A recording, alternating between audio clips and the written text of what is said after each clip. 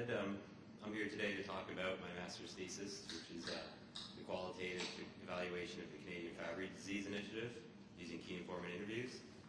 I haven't completed my master's yet. It still needs to, my thesis actually needs to be defended and have final approval. So my presentation today is not a final report, but a preliminary report. So I did it in completion of my Applied Health Services research degree under the supervision of Dr. Neil McKinnon of the College of Pharmacy at Tallahassee, with committee members Dr. Tom Rathwell and Dr. Darrell Pullman from Memorial, and special advisors Dr. Michael West and Dr. Andrew Orr.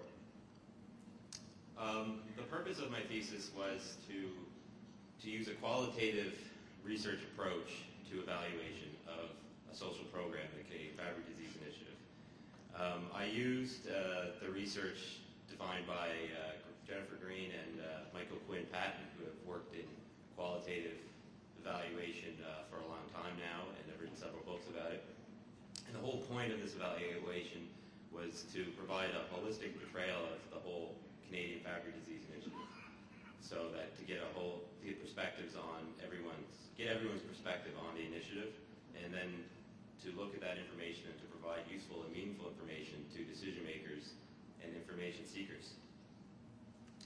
When based on the literature and information out there, I developed 5 research questions for my thesis, which was to assess whether the key informants perceived the CFDI as meeting its goals and objectives, to determine if the key informants believe that the CFDI is a model that could be used in the future and applied to other expensive drugs for rare diseases, to provide recommendations which were developed from the variety of perspectives that could improve the CFDI, to gather perspective as to whether the Independent Scientific Oversight Committee is contributing to or detracting from the CFDI, and to understand whether or not the key informants involved believe that the resources allocated to the CFDI were appropriate.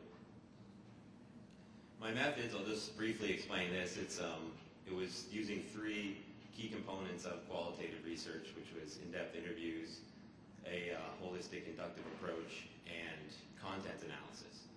So basically, I would interview individuals from different key informant groups and transcribe our interviews, read them, analyze them, and systematically reduce the data to take out key underlying meanings of that data, and then look for core consistencies within groups and also between groups.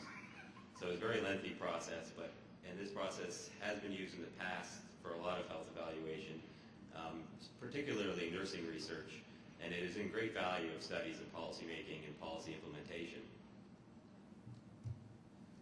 I decided to, when I'm defining my key informants, I wanted to try to get as many perspectives as possible. So I wanted the Fabry patients involved in the CFDI, the investigators, which included the physicians, the nurses, and the coordinators. I wanted representatives from provincial governments and federal governments, and I also wanted representatives from the 2 drug manufacturers. Unfortunately, no federal government representative wanted to participate, and when they responded to my request, they referred me to another province who actually doesn't have any Fabry patients, so they didn't know anything about the CFDI, so they couldn't participate. I tried to get every provincial representative, but only several of them declined, several of them didn't respond, and after extensive requests, then they just decided I just had to give up and move on. Also, I tried to get members of the Independent Scientific Oversight Committee to participate also, but they saw my research as a conflict of interest with theirs evaluation, so they didn't want to participate.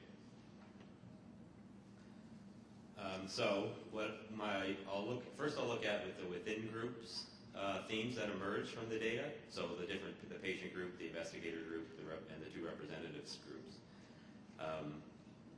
The 4 main themes that came out of the patient group were that the patient concerns, negative and positive characteristics of the CFDI, and what the patient's objectives for treatment basically were.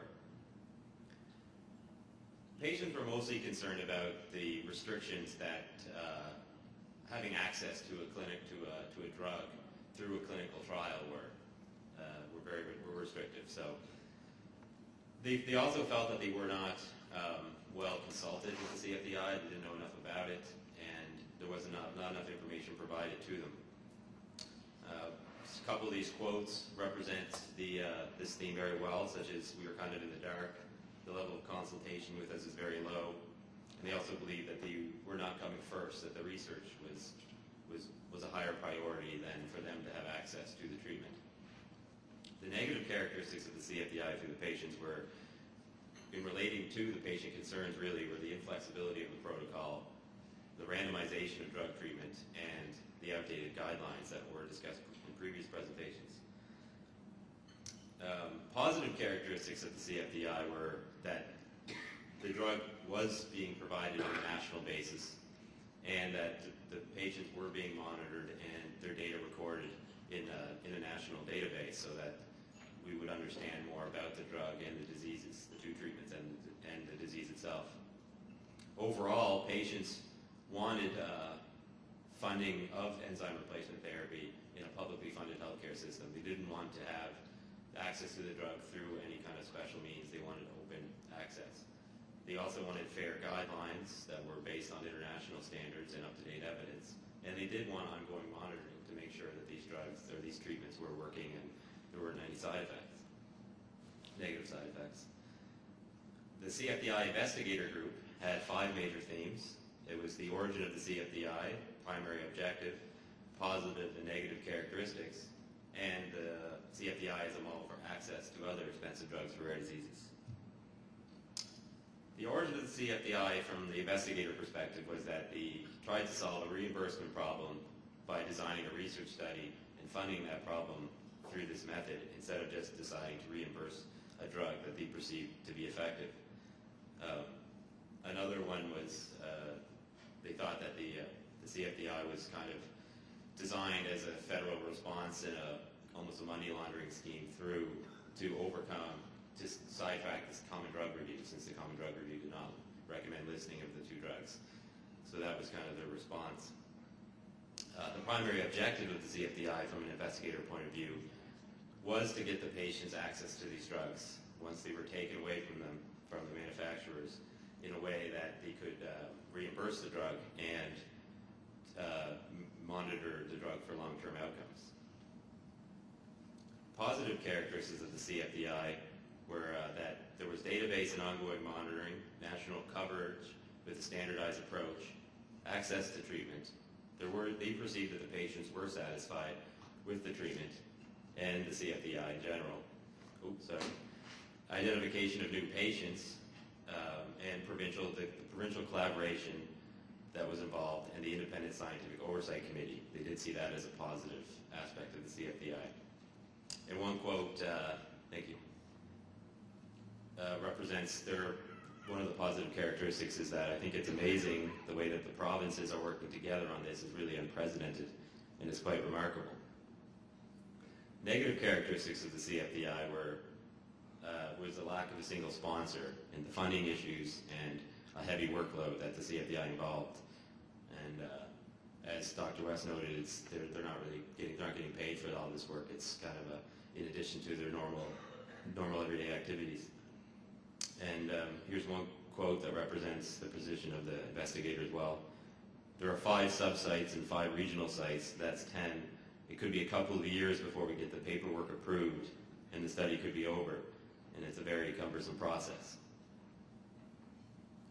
As far as a model for access to other expensive drugs for rare diseases, this quote here well encapsulates the investigator perspectives.